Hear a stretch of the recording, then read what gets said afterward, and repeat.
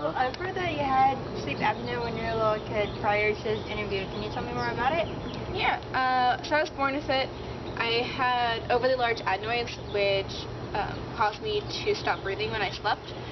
It went undiscovered until I was 10. When I was an infant, I would breathe very loudly, so it was very obvious when I would stop breathing. So my mom would come in and poke me until I would start breathing again, just to make sure I wouldn't pretty much die while I slept.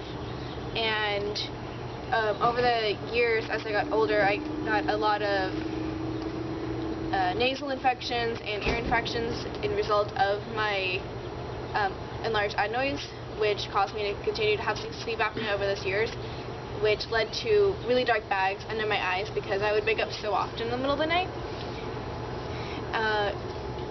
Finally, I got sick of being perpetually sick, and I got my adenoids taken out when I was 9 by an ear, nose, and throat doctor who was able to identify my overly large adenoids immediately that my pediatrician couldn't do for some reason. And as soon as they were taken out, my voice changed also, and I stopped snoring and breathing loudly, and I was able to actually sleep throughout the night for the first time. Prior to the surgery, did you have treatment? No, I was treated for my ear and nasal infections, but the root of why I was getting them was undiscovered. So if you had treatment, do you think that would change?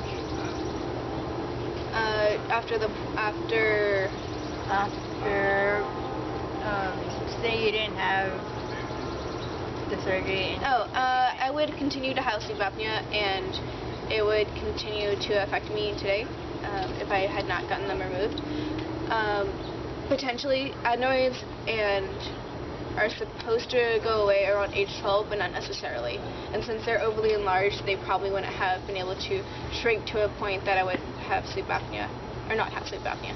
When you were a little kid having sleep apnea, did your parents put you on a daily routine? No, it was the same. Go to bed at a certain time, wake up at a certain time. It was the same as any other child. Did you experience any sleep attacks while you were in school or during the day? No, I was perfectly normal. I was tired, but I never had any problems with that. So you had no problems, no loud snoring? Oh, I had loud snoring. Oh, let me tell you. When we would stay over at my grandpa's house in Jersey, he had 2 beds side by side upstairs, and my mom would not be able to sleep next to me because I would snore so loudly, so she would sleep on the couch and was still able to hear me downstairs. Did your parents ever give you the mask? No, the mask wasn't around, at least available to me when I was a child. My grandpa uses it because he has sleep apnea, but that's more due to weight and age. Did you experience any morning headaches, sweating during the night?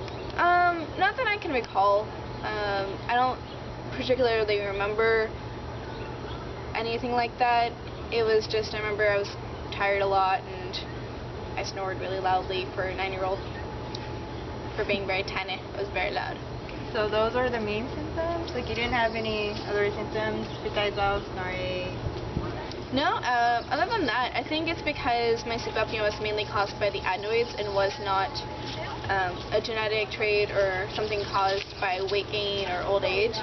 And because of the adenoids, it caused other problems with my ear infections and nasal infections mainly.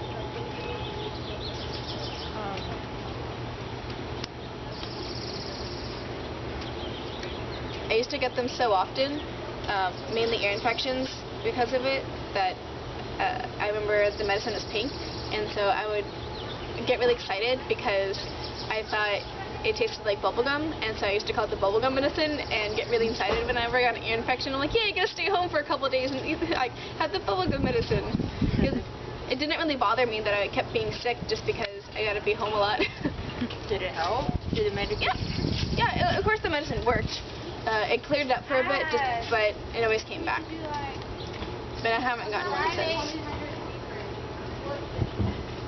I think that's it. Thank you. Thank you.